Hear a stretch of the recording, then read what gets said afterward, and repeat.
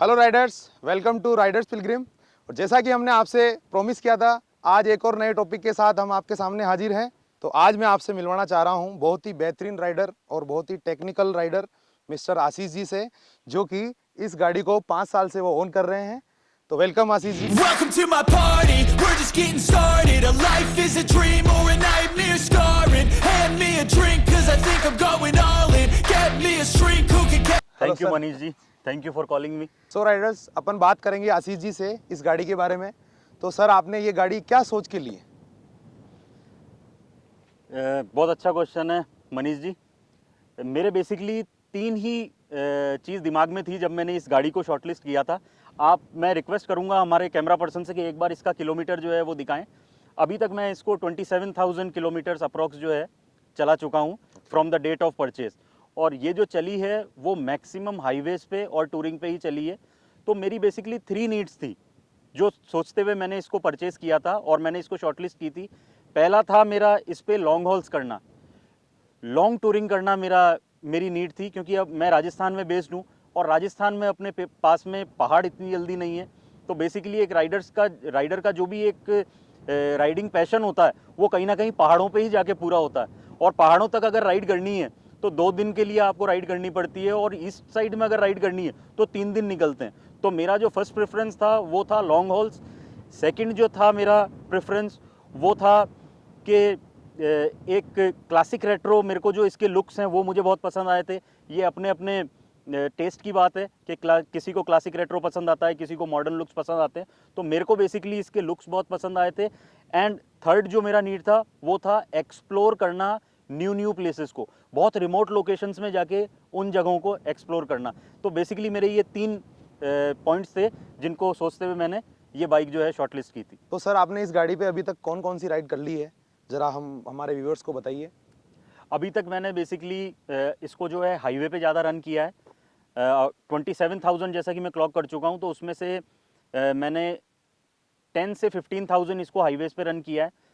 इसके अलावा जो किलोमीटर्स हैं वो मैंने लेह लद्दाख राइड कंप्लीट की है मेरी इस पे। मैंने इस पे ज़ंस्कार राइड कंप्लीट की है, मैंने इस पे सिक्किम राइड कंप्लीट की है। तो बेसिकली यही अभी तक तो लॉन्ग हॉल्स हुए हैं इसके ऊपर। तो सर, आपने इतना लो ग्राउंड क्लियरेंस है इस गाड़ी का, तो आपने ज़ंस्कार वगैरह कैसा किया इस पे? हाँ देखो मनीष जी, ये चीज़ मैंने भी सुनी है बहुत ज़्यादा कि बोलते हैं कि ग्राउंड क्लियरेंस इसका बहुत लो है। हाँ, 2 जगह ये अड़ी भी है ज़ंस्कार में, क्योंकि वो टेरेन ऐसा है। इस बाइक के लिए वो टेरेन नहीं है। मैं ले गया, ये मेरी आप बोल लीजिए कि मैं उत्सुक था कि मेरी बाइक को कि किस तरह से वहाँ चला सकते हैं, इस बाइक के लिए नहीं। बट फिर भी मैं ये कहना चाहूँगा व्यूअर्स से कि एक्चुअली बाइक नहीं होती है जो आपको ले जाती है वहाँ पे, ये एक राइडर का जुनून होता है जो आपको वहाँ लेके जाता है। तो ऐसा कुछ नहीं मेरे को हार्ड लगा इसमें कि ज़ंस्कार करा तो इसमें बहुत कुछ प्रॉब्लम आई। 2 डेंट हैं, वो दिखा देंगे इसमें नीचे, वो अभी भी हैं।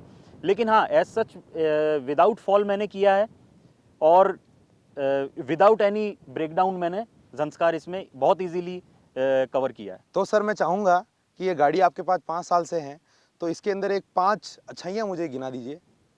बिल्कुल मनीष जी, वैसे तो अच्छाइयाँ बहुत है, व्यूअर्स को मैं ये बताना चाहूँगा। पहली जो अच्छाई जो मेरे को लगती है वो है एक तो इसका retro look and parallel twin जो इंजन है इसका, most reliable engine of royal Enfield मैं ये कह सकता हूँ। तो दूसरा जो मेरे को पॉइंट इंटरसेप्टर 650 के अंदर अच्छा लगता है वो है एक तो इनका नेटवर्क, सर्विस नेटवर्क जो है वो, और कॉस्ट ऑफ मेंटेनेंस वो बहुत ही लो है, क्योंकि इसका कंपैरिजन जो है लोग वो नॉर्मल बाइक से करते हैं। बट ये 650 बाइक है, तो आप इसका कंपैरिजन जो है वो 650 सीसी की जो बाइक्स के से करें तो उसमें आपको पता चलेगा कि इसका जो मेंटेनेंस कॉस्ट है वो कितना लो है। तो तीसरा पॉइंट जो कि मेरे को इस बाइक में सबसे अच्छा लगता है वो है stability during high speed cruising. आप जब क्रूज करते हैं हाईवेज पे विथ लगेज एंड एवरीथिंग, ये इतनी स्टेबल रहती है बाइक कि बहुत कॉन्फिडेंस आपका जो है वो बूस्टअप होता है और आप बहुत किलोमीटर्स जो है इजीली क्लॉक कर सकते हैं इसके। तो राइडर्स, फोर्थ पॉइंट जो कि मेरे को इस बाइक में सबसे अच्छा लगता है वो है कॉस्ट। कॉस्ट बहुत इंपॉर्टेंट फैक्टर होता है जो कि आपकी परचेस को डिफाइन करता है। अपने को बाइक्स तो बहुत सी अच्छी लगती हैं, लेकिन वो अपनी पॉकेट में फिट होना भी ज़रूरी है, और पॉकेट में फिट होने के साथ साथ उसको एंजॉय करना भी ज़रूरी है। तो एक तो इसका कॉस्ट हो गया, और दूसरा जो क्वालिटी ऑफ राइड ये देती है विदाउट वाइब्रेशंस, आपको थकान बिल्कुल भी नहीं होती है इस पे जब आप इसको राइड करते हैं। तो फिफ्थ पॉइंट जो मेरे को मेरी इंटरसेप्टर 650 में पसंद है वो है ईज़ ऑफ कस्टमाइजेशन। इस पे एक डेडिकेटेड वीडियो हमने ऑलरेडी फ्लोट कर रखा है हमारे चैनल पे। मेरे को ये बाइक इसलिए भी पसंद आई कि इसकी जो एसेसरीज़ हैं वो कितना इजीली अवेलेबल है मार्केट में। इसके लिए आपको किसी सर्विस सेंटर या पर्टिकुलर कोई प्लेस पे जाने की ज़रूरत नहीं है। जैसे मैं एक छोटी जगह से बिलोंग करता हूँ, राजस्थान में भीलवाड़ा जगह से बिलोंग करता हूँ, तो मेरे को इसकी मेंटेनेंस कराने के लिए या कोई एसेसरी फिट कराने के लिए मेरे को इसको लेके जयपुर नहीं जाना है, मेरे को इसको लेके दिल्ली नहीं जाना है। भीलवाड़ा का भीलवाड़ा में बहुत इजीली कोई भी अच्छा मैकेनिक इसको इस पे एसेसरीज़ जो है वो फिट कर सकते हैं। तो ईज़ ऑफ मॉडिफिकेशन है इसके अंदर, एंड अवेलेबिलिटी ऑफ पार्ट्स जो है इसका वो। तो सर आपने इसकी अच्छाई तो मेरे को गिना दी है, अब इसकी कुछ कमियां भी बता दीजिए। देखिए Manish ji and viewers, Riders जो हमारे साथ जुड़े हुए हैं, कमियां हर बाइक में होती है, कोई बाइक ऐसी नहीं है जो परफेक्ट है।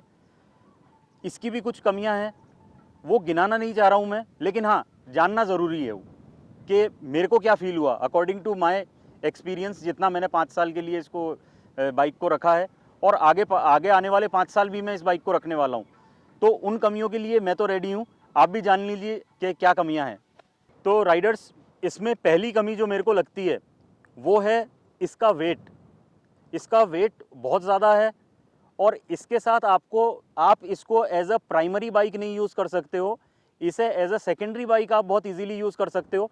बट इसके साथ आपको सिटी में एक सेकेंडरी बाइक चाहिए जिससे आप दिनचर्या के जो काम हैं वो कर सकें, और इस बाइक को आप एज अ सेकेंडरी बाइक ही यूज़ कर सकते हो। सेकंड कमी जो मेरे को इसमें लगी वो लगी इसकी जो स्टॉक सीट आती है वो बहुत नैरो है।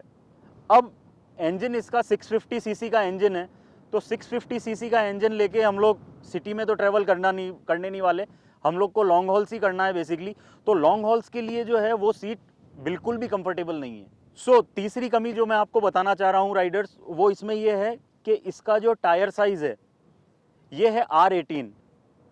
R18 जो राइडर्स होते हैं वो बेसिकली प्रेफर करते हैं ड्यूल पर्पस टायर, जिससे कि वो ऑफ रोड भी कर सकें एंड ऑन रोड पे भी अच्छा परफॉर्म करे गाड़ी। तो उसके लिए हमको ड्यूल पर्पस टायर चाहिए होते हैं। ड्यूल पर्पस टायर में सिर्फ और सिर्फ हमारे पास एक ऑप्शन अवेलेबल है इंडिया में, जो इंडियन कंपनी है वो है राल्को। राल्को के अलावा हमारे पास और कोई टायर ऑप्शन अवेलेबल नहीं है। R18 में टायर ऑप्शंस जो हैं वो इम्पोर्टेड हैं, तो वो खरीदने के लिए ही किडनी बेचनी पड़ जाएगी। लास्ट पॉइंट मेरा इसके अंदर जो इसमें कमी जो मुझे लगती है वो है इसकी, सिंस ये लॉन्ग हॉल्स के लिए बाइक जो है इसको प्रेफरेंस जो है लॉन्ग हॉल्स के लिए ही मैं देता हूँ। लेकिन लॉन्ग हॉल्स आप जब कर पाते हैं, आई थिंक राइडर्स मेरे को कनेक्ट कर पाएंगे कि जब हम इस बाइक पे सैडलिंग कर सकें। आप जब तक सैडलिंग नहीं कर पाएंगे, आप दूर किलोमीटर जो लॉन्ग हॉल जिसको बोलते हैं, आप वो कभी भी कंप्लीट नहीं कर पाएंगे। एंड जब ऑफ रोड करते हैं, अभी जैसा कि मैंने आपको बताया था कि इस बाइक पे मैंने लेह लद्दाख किया है, इसी पे मैंने ज़ंस्कार किया है, एंड इसी पे मैंने सिक्किम भी किया है। वहाँ पे रोड्स के नाम पे एक तरह से रिवर बेड्स होते हैं, तो आप समझ पाएंगे ये चीज़ कि रिवर बेड पे आप बैठ के राइड नहीं कर सकते हैं, आपको सैडलिंग करना कितना इंपॉर्टेंट हो जाता है। और स्टॉक जो इसमें हैंडल बार आता है उस पर आप सैडलिंग बिल्कुल नहीं कर सकते हैं। तो मैंने ये मॉडिफिकेशन किया है, इसमें पिविटेड हैंडल बार लगाए हैं। वो एक अलग से उसका डेडिकेटेड वीडियो बताएंगे कि पिविटेड हैंडल बार राइडर्स क्या होते हैं, बट इसमें मैंने वो लगा रखे हैं, और उसकी वजह से क्रूजिंग मेरे लिए जो है वो बहुत ईजी हो चुका है। एंड मैं हाईवे पे तो 50-50 किलोमीटर 40 किलोमीटर तक भी जो है इस पर सैडलिंग में कर सकता हूँ।